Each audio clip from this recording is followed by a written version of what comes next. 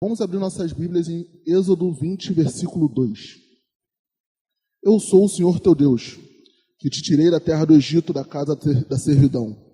Não terás outros deuses diante de mim. Amém? Podem se assentar, meus irmãos.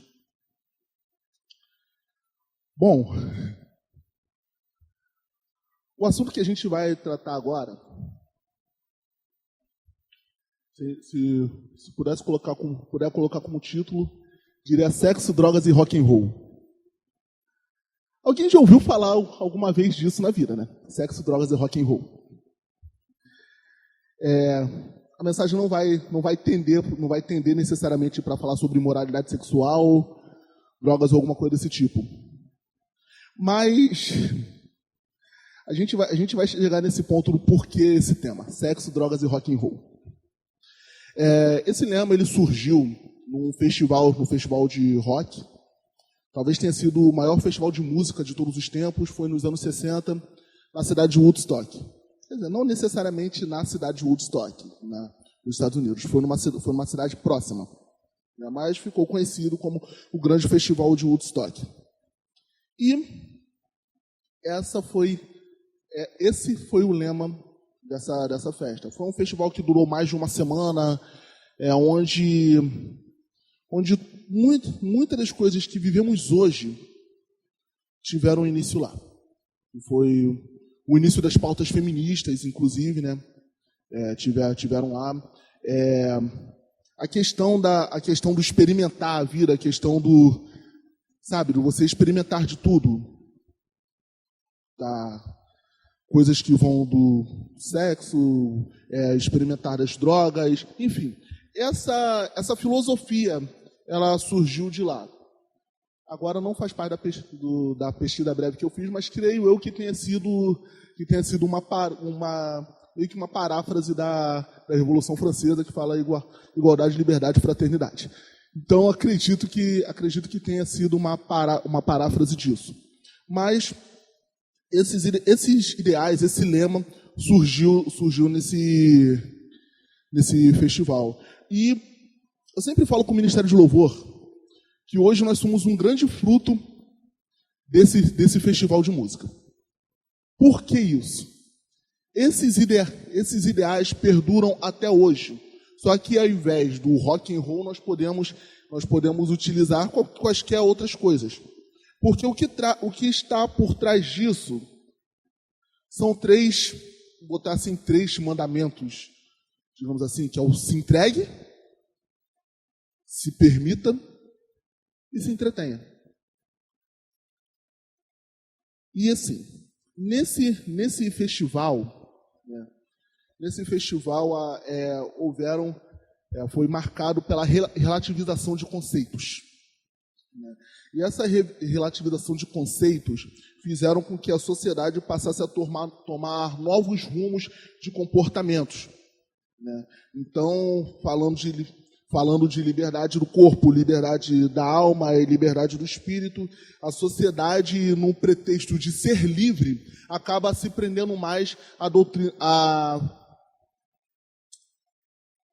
vamos dizer, doutrinas que são cada vez mais pecaminosas.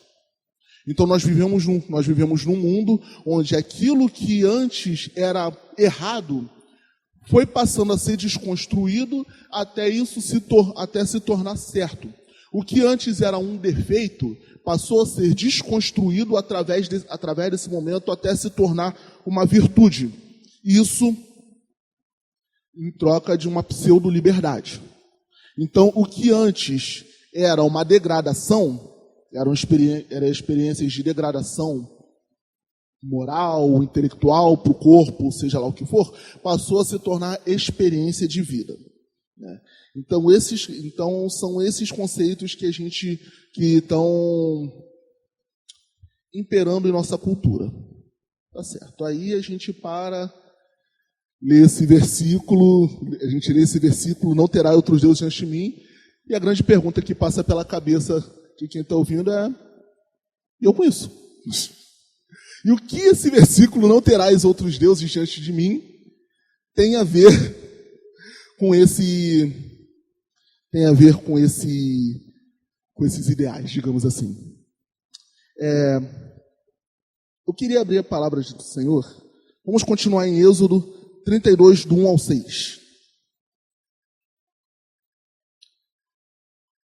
A famosa passagem do bezerro de ouro. Vou ler para a gente ganhar tempo, tá? E vendo o povo que Moisés tardava a descer do monte, juntou-se em volta de Arão e lhe disse: levanta-te, faze-nos deuses que nos conduzam. Quanto a este Moisés, este homem que nos tirou da terra do Egito, não sabemos o que lhe sucedeu. Disse-lhes Arão: tirai os pendentes de ouro que estão nas vossas orelhas e de vossas mulheres, e de vossos filhos e vossas filhas, e trazei-os. Então todo o povo tirou os pendentes de ouro que estavam em suas orelhas e trouxe a Arão. E ele os tomou de suas mãos com um buril e deu forma ao ouro e fez um bezerro de fundição. Então eles disseram: são estes, ó Israel, teus deuses, que te tiraram da terra do Egito. Arão, vendo isso, edificou um altar diante do bezerro e, apregoando, disse: amanhã será festa ao Senhor. O detalhe é que aqui está Senhor com S maiúsculo. No dia seguinte, madrugaram e ofereceram holocaustos e trouxeram ofertas pacíficas, e depois o povo assentou-se para comer e beber e levantou-se para farrear. Bom, essa passagem aí nós podemos parafrasear esses três conceitos. Porque os efeitos do sexo, da droga e do entretenimento, digamos assim, a gente pode ver aqui nesse local. E aqui, embora não tenha se falado em perversão sexual, mas está se falando em uma coisa chamada prostituição. Prostituição. Mas o pessoal só fez um Deus diferente. O pessoal, nesse local ali, não estava falando de imoralidade sexual, estava falando de alguém que fez um Deus diferente. Essa passagem aqui, ela traz um simbolismo muito grande para os dias de hoje. Moisés, partindo pelos personagens, Moisés foi aquela pessoa que libertou o chamado povo de Deus de uma terra onde eles eram escravos e passou a conduzi-los para uma terra onde eles teriam liberdade. Tirou um povo da escravidão e pegou esse povo para levar para uma terra onde eles teriam liberdade, amando do Senhor. Esse Moisés, lembra alguém? Lembra Cristo, né? O que Cristo fez por nós? Cristo, ele não nos tirou das trevas para a sua maravilhosa luz. Se antes nós éramos presos no pecado, Cristo não nos libertou? Cristo não veio para nos libertar do pecado? Não veio para nos libertar desse sistema pecaminoso? E não nos conduz e não quer nos conduzir para uma terra de descanso? Então, isso que Moisés fez de tirar o povo do Egito, que simbolizava o sistema mundano, e levar para uma terra que emana leite e mel, uma terra prometida pelo Senhor, foi o que Cristo fez por nós ao nos tirar de uma vida pecaminosa e nos conduzir, nos propor ir para um lugar onde nós teremos liberdade, onde o pecado não irá nos dominar. Foi isso que Cristo fez por nós. Então Moisés ali está representando Cristo. E naquele momento o que aconteceu? Moisés, ele foi levado aos céus para que Deus estabelecesse as suas leis para o seu povo. Assim como Cristo hoje está nos céus e voltará para buscar o seu povo e nos conduzir para as moradas celestiais. Então, há esse paralelo, há esse simbolismo aqui, isso é real. Então, isso foi um fato real que aconteceu e que nos traz esse ensinamento. Então, Moisés foi levado a Deus para poder trazer os mandamentos para o povo, assim como Cristo hoje está nos céus e futuramente virá para nos buscar e viveremos eternamente com o Senhor mediante as suas leis. Só que o que aconteceu? Moisés, ele subiu, demorou para voltar. E nesse demorar para voltar, é que está a grande chave da situação. Quando ele demorou para voltar, o povo ele perdeu o foco. Ele perdeu o foco. Então, naquele momento onde Deus iria estabelecer o seu casamento com o povo, iria estabelecer a sua união com o povo, naquele momento, o povo se corrompeu, o povo se prostituiu. Quando a gente fala em prostituição na palavra de Deus, ela não está falando somente em pecado com o corpo. Mas existe questão cultural também, e existe a questão da prostituição da alma.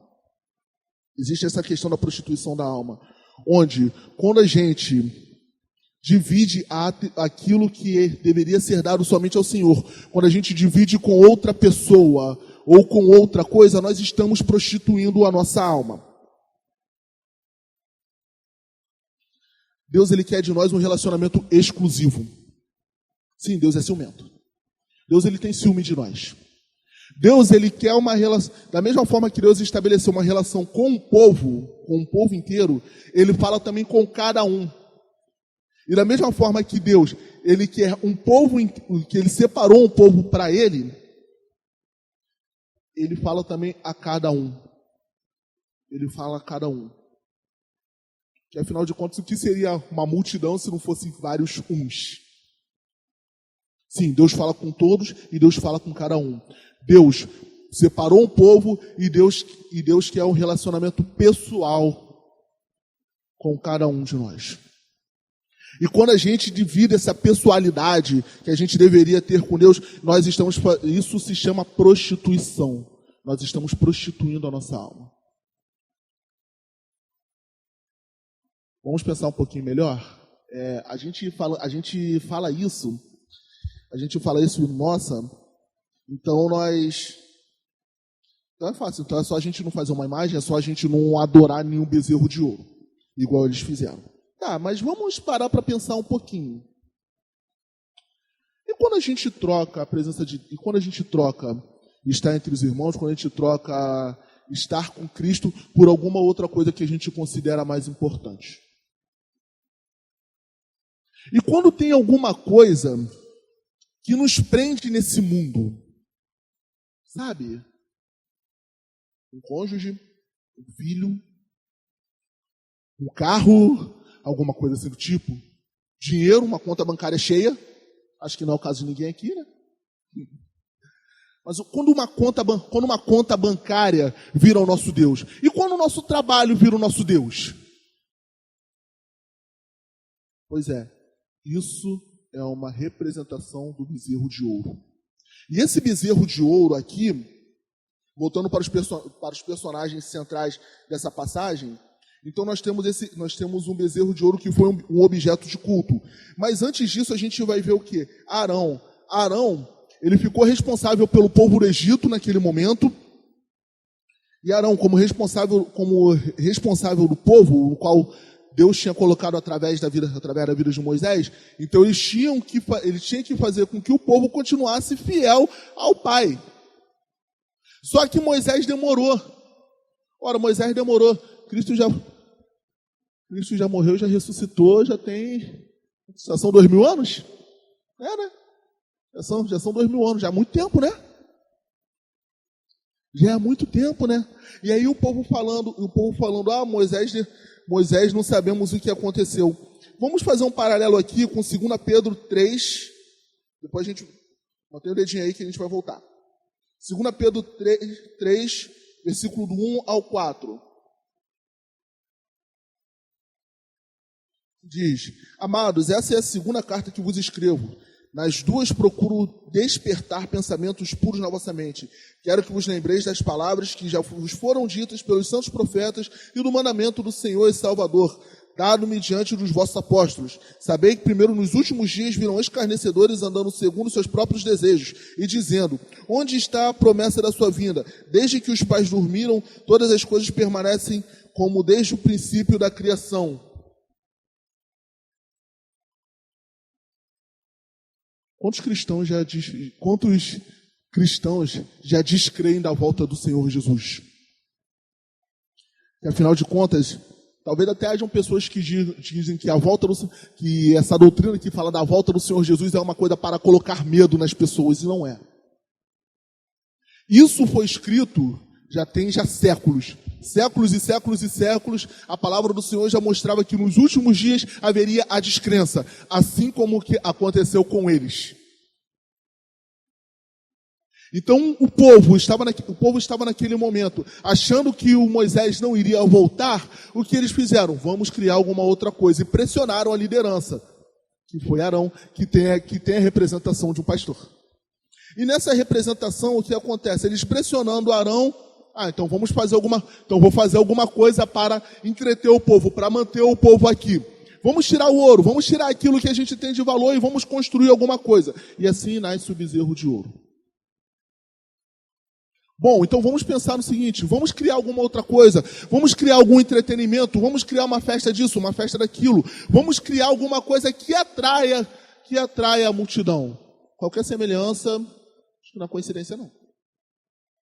Isso é real. E essa é a representação Essa história aqui representa o que nós vivemos hoje. Mas só que tem um porém. Moisés ele iria voltar. Ele iria voltar para o povo para estabelecer as leis do Senhor, para assim reafirmar o compromisso. Só que nessa reafirmação do compromisso, o que aconteceu? O povo se prostituiu. O povo trocou o Deus invisível por aquilo que é visível. Sim, isso foi a prostituição. Isso foi a prostituição no povo. E a prova de que a prostituição pode se dar também nessa questão de idolatria a outros deuses ou a outras coisas, a gente pode ver, por exemplo, em Jeremias 3, versículo do 8 ao 11. Vamos lá, Jeremias 3, do 8 ao 11.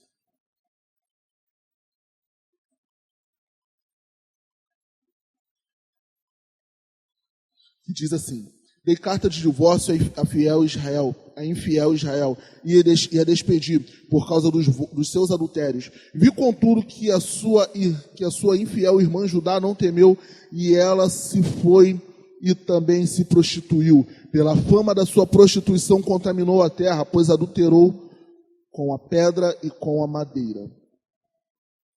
E aí está falando da divisão dos reinos, onde o povo de Israel foi dividido, aí teve a nação de Israel e a nação de Judá. A nação de Israel se perverteu totalmente, e a nação de Judá, alguns reis ainda fizeram a vontade do Senhor. Mas o adulterar com a pedra e com a madeira, a gente vê uma coisa que me chamou a atenção, fala pedras e madeiras ou pedras e troncos. Bom, algumas versões dizem árvores. E qual foi o primeiro pecado? O primeiro pecado do ser humano, qual foi? Ele não foi comer da árvore do conhecimento do bem e do mal? Mas ele não poderia ter comido da árvore da vida, que era o Senhor Jesus, que era representado ali? Não foi isso? Então o que aconteceu? Isso aí é a representação do adultério com árvores. Adultério com troncos. Isso significa o quê? Eles tinham um coração obstinado ao pecado. Eles tinham um coração propício ao pecado. Eles tinham um coração propício a não se manter fiel àquilo que o Senhor estabeleceu. E assim é a raça humana. Se a gente não buscar o Senhor, o nosso coração é propício a se afastar do Senhor. E assim nós somos. A pedra, a gente não fala nem somente em coração propício a isso, mas os nossos corações são duros para receber a lei do Senhor. Nós sempre encaramos a lei do Senhor com estranheza. Sempre encaramos a lei. Nós, quando eu falo assim, quando eu falo nós, eu falo generalizando. O carnal, ele encara a lei do Senhor com estranheza. O crente carnal encara também a lei do Senhor com estranheza. E por isso acontece esse adultério. Por isso a gente pode falar que o povo adulterou.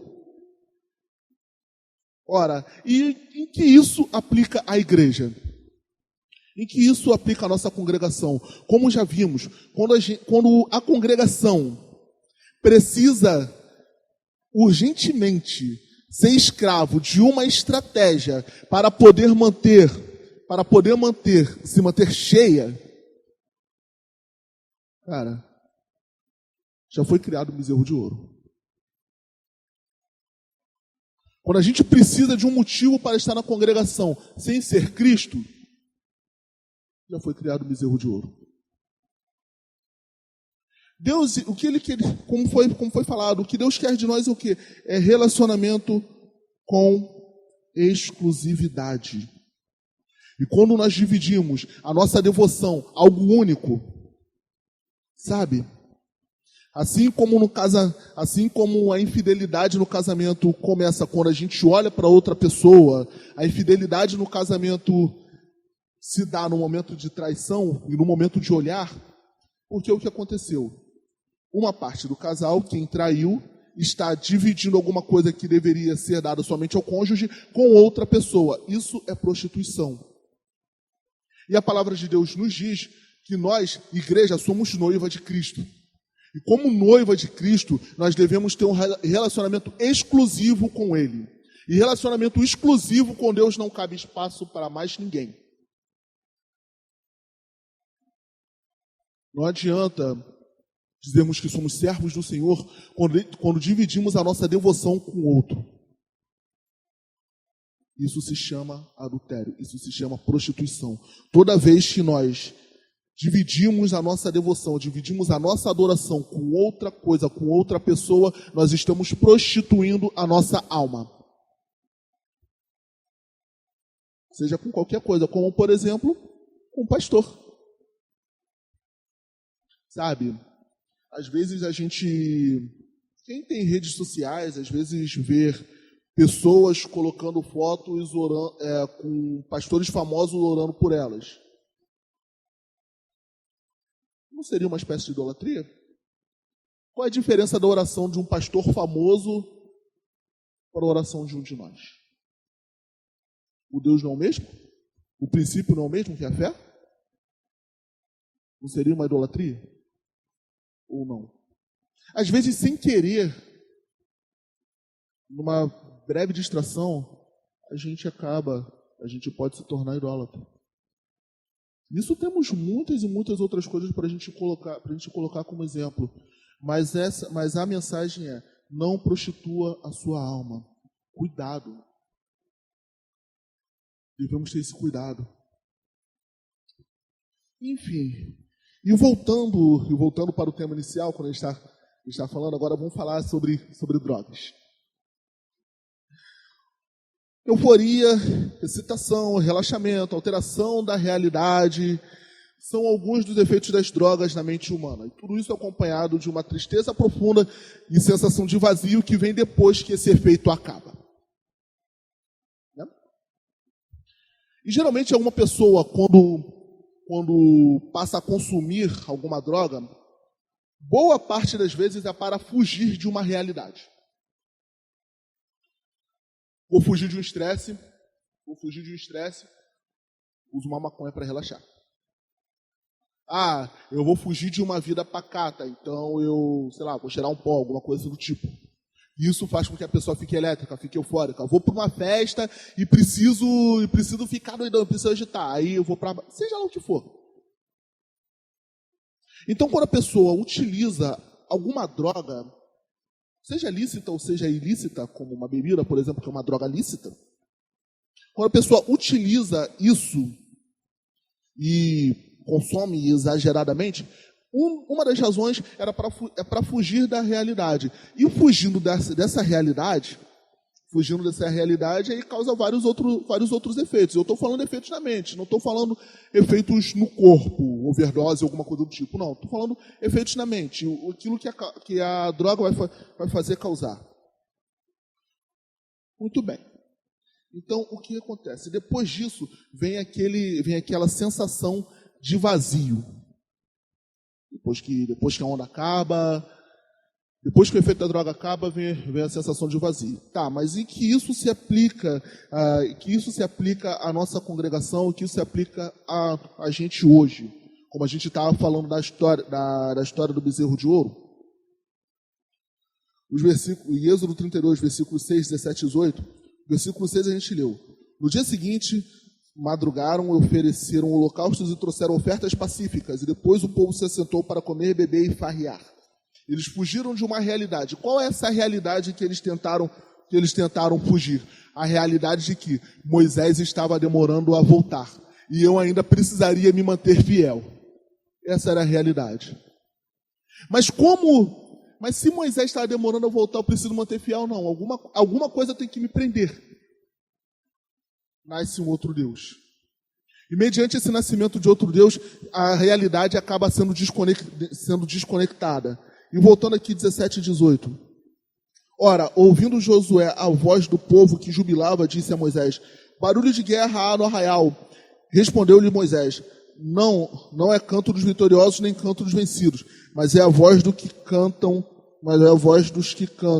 o que eu ouço. Ou seja, não é barulhos de guerra, não é gente matando, gente morrendo, mas é cantoria, é festa. E por que eles estavam em festa? Eles já estavam sob efeito dessa outra droga. Eles estavam sob efeito da idolatria. Bom, e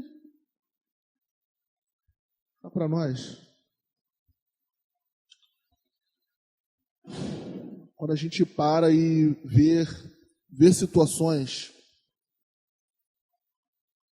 seja em ambientes de culto, ou seja lá o que for, onde parece que estamos num transe, parece que a gente está num transe, e parece que a gente está totalmente desconexo da realidade, e chamam isso até mesmo de Espírito Santo, mas aí acaba esse momento, acaba essa vibe, esse momento, acaba essa onda, e tudo volta a ser igual. Estamos sob efeito de uma droga também. E precisamos desse vício, sabe? Às vezes parece que a gente precisa desse vício para poder se manter numa congregação, numa fidelidade, entre aspas, digamos assim. Então, assim como o povo se corrompeu, se prostituiu e perderam a noção da realidade e começaram a viver numa grande festa, totalmente desconexos da realidade, totalmente desconexos daquilo que Deus trouxe, que Deus fez por eles, assim somos nós também, como congregação. Como congregação, quando a gente precisa de algum atrativo para se manter congregando, quando a gente precisa de algum extra, sabe? Para poder se manter num culto, para poder estar num culto, para poder orar, para poder dizer que tem uma vida com Deus. Quando a gente precisa desse extra, na verdade nós estamos viciados, drogados, sem perceber. Sem perceber. E isso é sério. Isso é muito sério. A gente tem que ter cuidado, com o culto ao Senhor. E quando a gente fala de culto, eu não estou falando simplesmente de estar aqui nessas quatro paredes, mas eu estou falando na sua vida devocional. E a gente vai entrar um pouquinho mais à frente sobre isso. Mas estamos falando sobre a nossa vida devocional com o Senhor. A gente tem que ter um cuidado com isso para que a gente não precise de extras. A palavra do Senhor, ela é suficiente. O Espírito Santo de Deus, ele é suficiente para a nossa vida. Ou tem que ser. Ele tem que ser. Quando a gente tenta preencher o vazio que é em nossas almas com outra coisa, cara, nós sempre seremos dependentes. Quando a gente tenta preencher o espaço do nosso coração, que só o Senhor pode preencher, mas aí a gente quer colocar Deus e alguma outra coisa, não dá. Ou é Deus ou as outras coisas. Ou é a palavra de Deus ou são as outras palavras. Ou é um culto ao Senhor ou é um evento.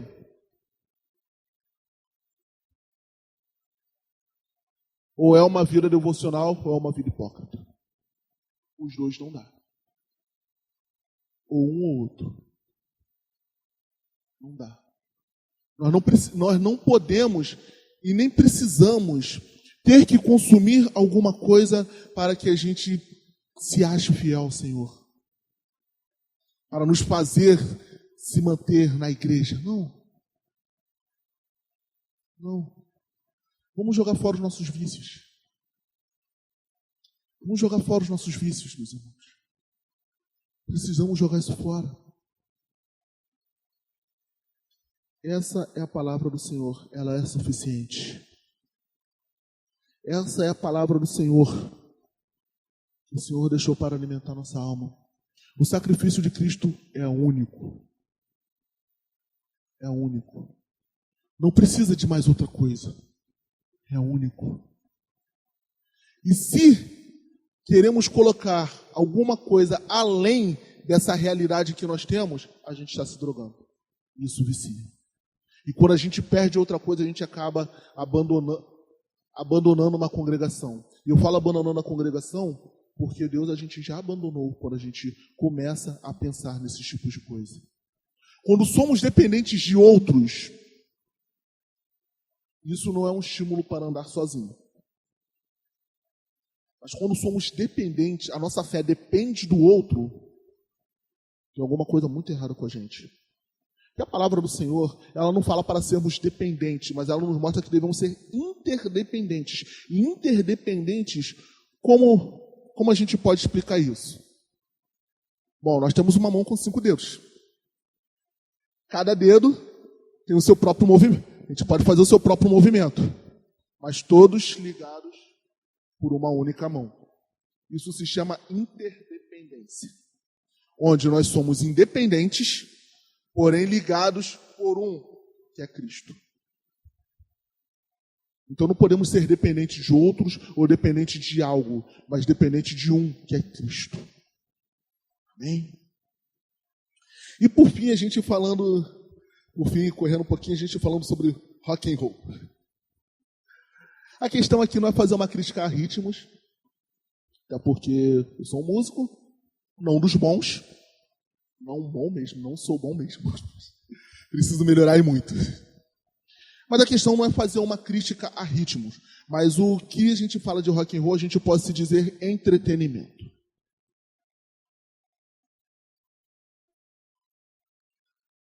Quando o entretenimento nos prende, sabe?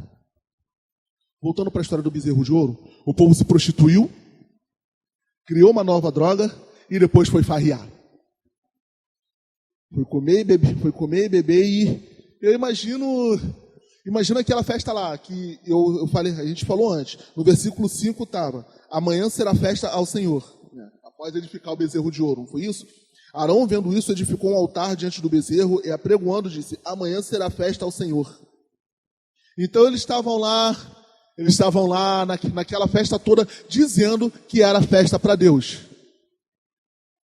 E realiza a cena lá.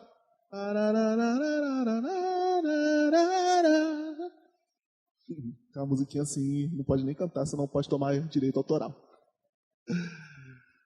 Mas enfim, a crítica não é a música. A crítica é ao entretenimento. E por que disso? Cara, culto não é lugar para se entreter. Congregação não é lugar para se entreter. Se se entreter, vai jogar uma bola na rua. Vai jogar uma bola na rua, vai para um show, vai para um teatro, alguma coisa assim do tipo. Mas aqui não é um lugar de entretenimento, aqui não é um lugar para se divertir. Não é. E eu estou falando isso porque já ouvi coisas desse tipo. Evangelho é diversão. Já ouvi isso. Evangelho é diversão.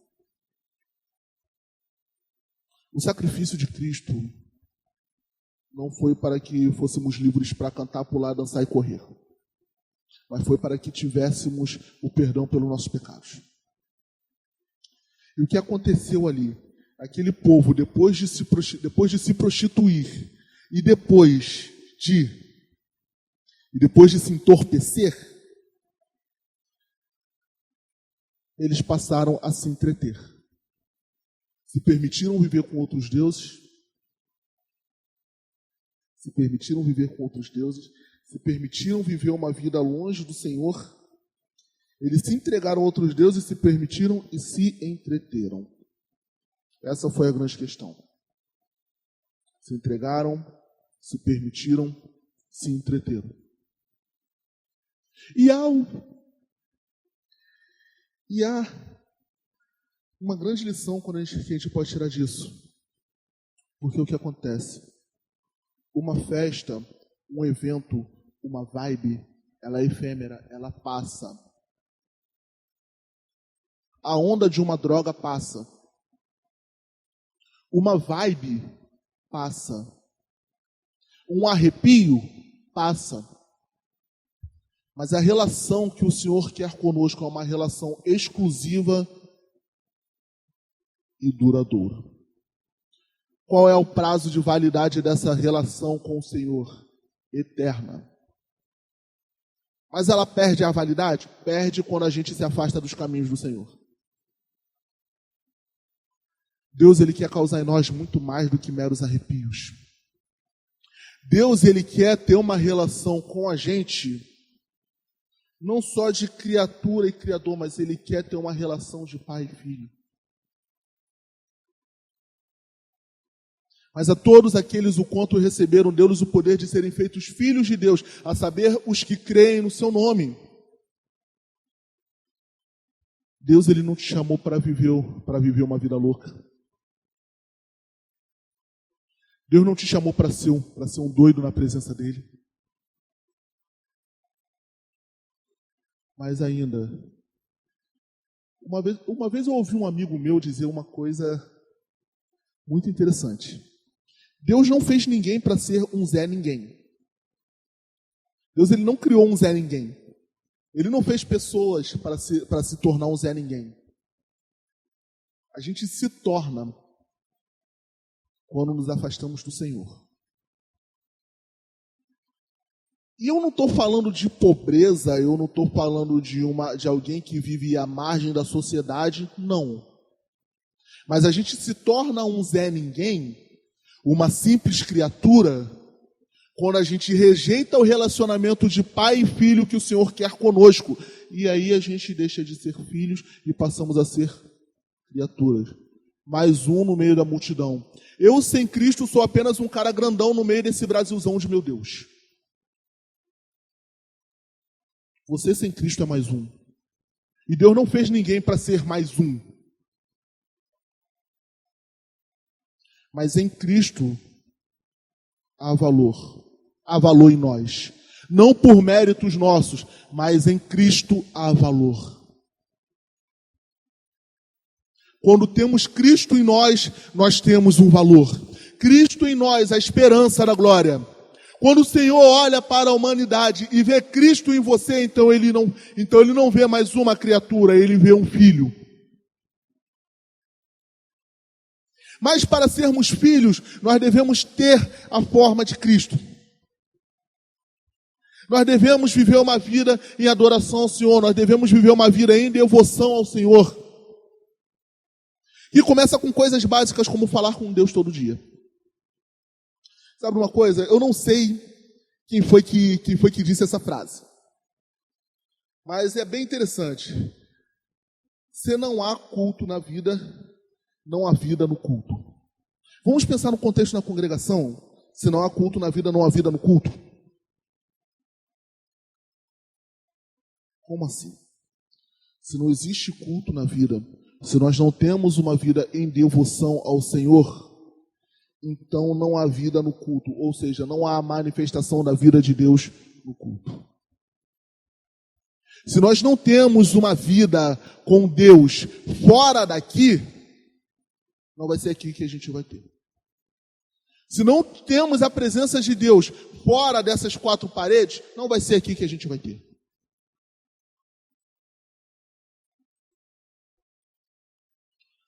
Se não choramos na presença do Senhor na nossa casa, não vai ser aqui que vai acontecer. Porque o relacionamento com Deus, ele começa pessoalmente. Deus, ele não criou um povo, ele criou um casal, Adão e Eva. E daí surgiu toda a humanidade. Então, antes de Deus ter um relacionamento com o povo, ele quer um relacionamento com você, comigo. Então, o que acontece? Às vezes a gente acaba caindo nessa questão. A gente, às vezes, prostitui a nossa mente, a gente prostitui a nossa alma quando divide a atenção que a gente deveria dar ao Senhor, a gente divide com outra coisa. Às vezes a gente se entorpece tentando colocar a palavra, tentando acrescentar mais alguma coisa à palavra de Deus para que o evangelho possa ser alguma coisa tragável diante de nós. Às vezes a gente procura um entretenimento, quando na verdade o Senhor quer um relacionamento pessoal. Cara, Jesus te ama. Jesus te ama. E Ele quer ter um relacionamento pessoal contigo. Mas o que acontece? O que aconteceu com a gente nesse período? O que aconteceu com a humanidade? A palavra do Senhor diz, em 1 Tessalonicenses 5:22, fala para a gente se abster de toda aparência do mal. Se abstenha, se afasta de toda aparência do mal. Mas já repararam, não sei se vocês já repararam, o esforço que a gente tem feito para ficar naquela linha tênue entre santo e profano? Mais ou menos isso, eu tô andando até aqui. Se eu der mais um passo para frente, é pecado. E se eu der mais um passo para trás, eu vou estar mais longe do pecado. Então o que eu faço? Ao invés de dar mais passos para trás, em direção oposta ao pecado, não. A gente continua andando para frente, naquela linha tênue. É como se o pecado fosse um portão, e a gente ficasse empurrando o portão e olhando para Deus com a desculpa. Deus, eu não ultrapassei o portão, não. A linha está aqui. Mas a gente empurra a linha, a gente entorta a linha, a gente empurra esse portão do pecado e olha assim, Deus, olha, eu não passei o portão, isso não é pecado não, isso não tem nada a ver, Senhor. Não tem, a palavra de Deus não diz que é pecado. Não diz que é, então eu posso fazer. Não é? Ah, mas poxa, mas isso aí são práticas de agora, gente. Isso aí são práticas novas. Poxa, antes as pessoas tinham uma vida íntegra com Deus e agora a gente está procurando essas práticas que antes eram, que a gente considerava mundanas e a gente está aderindo a essas práticas agora isso está entrando na nossa congregação. Isso não está certo. Ah, mas você é muito religioso. Não já ouvimos isso?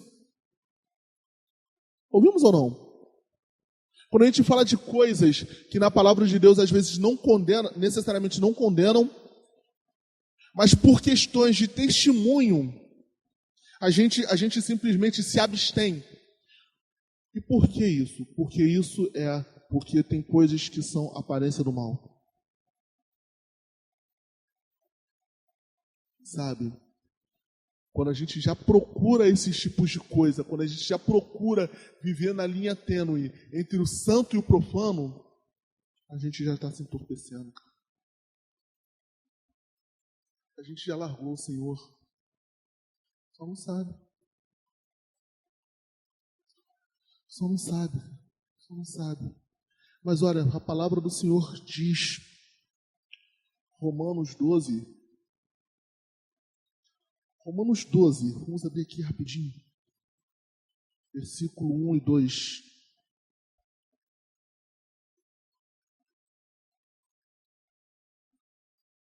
Romanos 12, 1 e 2. Versículo batido. Batido. Muita gente sabe. Ou já ouviu falar. Portanto, rogo-vos, irmãos, pela compaixão de Deus, para que apresenteis vossos corpos como sacrifício vivo, santo e agradável a Deus, que é o vosso culto racional. E não vos conformeis com este mundo, mas transformai-vos pela renovação do vosso entendimento, para que experimenteis qual seja a boa, perfeita e agradável vontade de Deus. Ou seja, Deus, Ele não quer que a gente seja louco. Isso pode parecer óbvio, mas quantas vezes a gente ouve, caraca, fulano é muito louco na presença de Deus? Ficou doidão, ficou chapadão. Não sei se vocês já ouviram, mas eu já ouvi muito.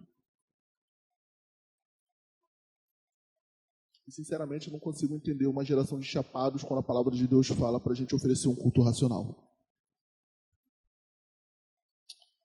E a palavra do Senhor fala para a gente não se conformar com esse mundo. O conformar está falando o quê? Tomar forma. E tomar forma, o que a gente poderia colocar? A água, ela não tem forma. Não sei, gente. A água, ela não tem forma. A água, dentro desse copo, ela tem o formato desse copo. Mas se eu colocasse dentro de um jarro, ela tomaria o formato do jarro. Se eu colocasse dentro de um potinho quadrado, ela tomaria o formato de um potinho quadrado. Nós não podemos ser assim. Nós não podemos ser assim. A gente não pode tomar a forma que o mundo tem tomado. E detalhe, hoje a gente vive num contexto onde parece que o evangelho está parecido com o mundo e sem deixar a palavra de Deus. Como se consegue essa proeza? Sem deixar a palavra de Deus tomando a forma no mundo. Lembra da parábola das 10 virgens, onde existia a fiel e a infiel? Tanto a fiel e a infiel tinham a lâmpada.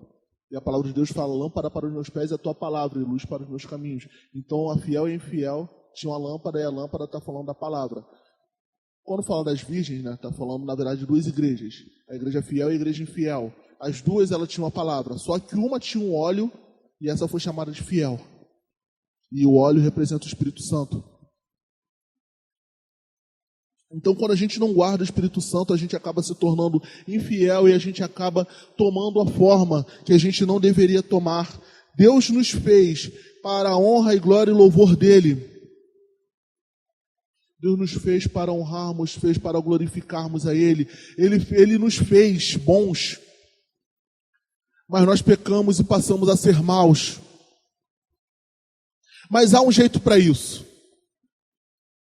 Há um jeito para isso. Às vezes parece que as coisas estão perdidas, parece que a gente está perdido no entretenimento, parece que às vezes está totalmente corrompido, mas há uma solução para isso. A palavra do Senhor diz em 1 João 1,9, se nós confessamos os nossos pecados diante do Senhor, Ele é fiel e justo para nos perdoar o pecado e nos purificar de toda injustiça. Há perdão para quem se encontra afastado do Senhor. Há perdão disponível para quem quiser. Basta a gente ter um relacionamento com o Senhor e que começa se arrependendo dos seus pecados. Jesus quer ser o Senhor da sua vida. Não é simplesmente salvar a sua alma, mas Ele quer ser Senhor da sua vida.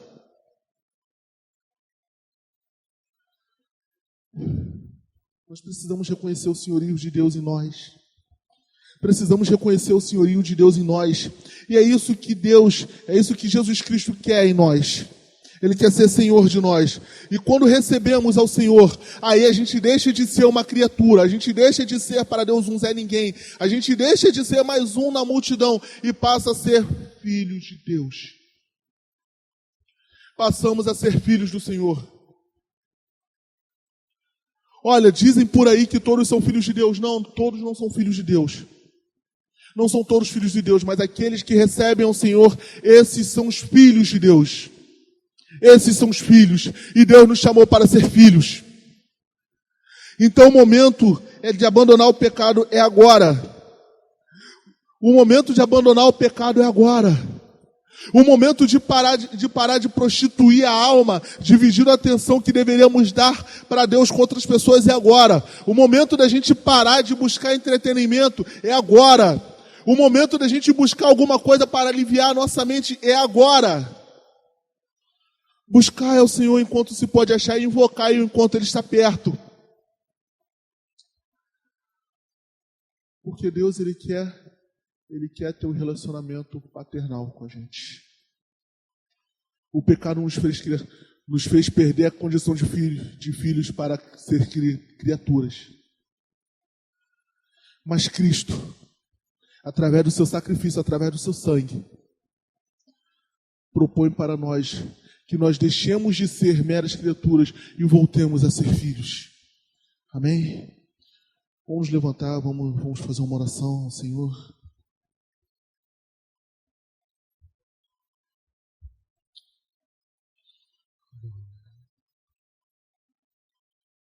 Amado Deus soberano, Pai amado, muito obrigado pelo que o Senhor falou conosco. E sim, Deus, nós não queremos ser mais um. Nós não queremos ser vistos como mais um no meio da multidão. E Senhor, a gente é mais um, ó Pai amado, a gente passa a ser mais um, passa a ser meras criaturas quando a gente abandona o Senhor. Mas Pai amado, há perdão disponível, ó Deus, a Tua palavra diz isso. A graça do Senhor ainda está disponível, a Tua palavra nos diz isso, a Tua palavra nos garante isso. O Espírito do Senhor ainda está sendo derramado sobre toda a carne, a Tua palavra nos garante isso. Ó Pai amado, no nome santo do Senhor Jesus, eu clamo a Ti, ó Pai amado, para que possamos viver uma vida de pai e filho, ó Deus. Ó Pai amado, o Senhor nos chamou para um relacionamento exclusivo, um relacionamento único, um relacionamento duradouro, um relacionamento eterno e não efêmero, ó Pai. O Senhor não quer ter conosco um relacionamento descartável, mas o Senhor quer ter um relacionamento eterno para conosco. O Senhor não quer nos visitar de vez em quando, mas o Senhor quer fazer morada dentro de nós. É isso que a palavra do Senhor nos propõe.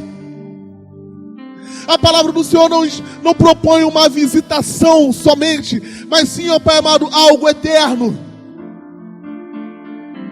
Nós não precisamos de algo novo, o que precisamos é a palavra do Senhor. A palavra do Senhor já está aqui há muito tempo. O Senhor já nos falou há muito tempo. O Teu Espírito já foi derramado sobre toda a carne há muito tempo. Há muito tempo o Evangelho tem sido pregado. Nós não precisamos de algo novo, mas precisamos do Espírito do Senhor. Nós precisamos do eterno. Nós precisamos do Senhor, Pai. Nós precisamos do Senhor. Nós não precisamos, ó Pai amado, de alguma coisa que venha nos entreter. Nós não precisamos fazer a nossa mente viajar.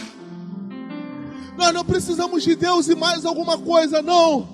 Nós precisamos do Senhor. Só o Senhor pode preencher o vazio do nosso coração. Só o Senhor pode preencher esse vazio. É só o Senhor. É só o Senhor que nos faz deixar de ser criatura para sermos filhos. É só o Senhor. É só o Senhor para achar valor em coisas, em seres tão desprezíveis como nós somos. É só o Senhor.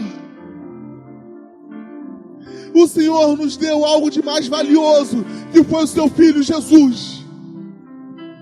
O Senhor já entregou o Seu Filho por nós. A gente não entregaria a vida de nosso filho por ninguém, mas o Senhor entregou o Seu Filho por nós. E o que o Senhor quer de nós? O Senhor quer a nossa vida, a nossa devoção completa. Ajuda-nos, ó Pai amado, a nos entregar totalmente, Senhor. O Senhor não tem um relacionamento conosco pela metade, mas sim por inteiro, ó Deus. Perdão, ó Pai amado, por tantas vezes eu me entregar só em partes. Perdão, Senhor, porque tantas vezes já orei ao Senhor, entre no meu coração, quebra o vaso, renova, limpe meu coração, mas naquele cantinho não. Aquele cantinho é um pecado que eu gosto. Quantas vezes eu ajo assim inconscientemente? Quantas vezes nós agimos assim inconscientemente? Quantas vezes nós dizemos que nós amamos ao Senhor de todo o nosso coração, mas somos escravos de estratégias, somos escravos de metodologias. Perdão, Senhor. Perdão pela nossa corrupção, ó Deus. Mas, Pai, o que eu clamo a Ti, ó Deus, é para que nós possamos viver uma vida de total fidelidade ao Senhor, de total entrega, de total busca, e tudo isso racionalmente.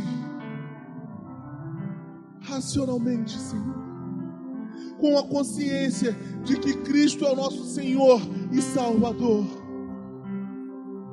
Ó Senhor Jesus, venha ser Senhor por inteiro na minha vida. Venha ser Senhor por inteiro em nossas vidas. Seja Senhor por inteiro nessa congregação. Ó Senhor, molde-nos a cada dia, ó Pai. Molde-nos a cada dia, Senhor, para que possamos compreender a Tua palavra a cada dia mais, e a nossa mente seja renovada, ó Pai. A cada dia que conhecemos a Tua palavra, que possamos ter a nossa mente renovada, ó Pai, em nome de Jesus de Nazaré. E que o Teu Santo Espírito, ó Pai amado, venha falar mais ainda em nossos corações, para a honra e glória do Teu Santo nome.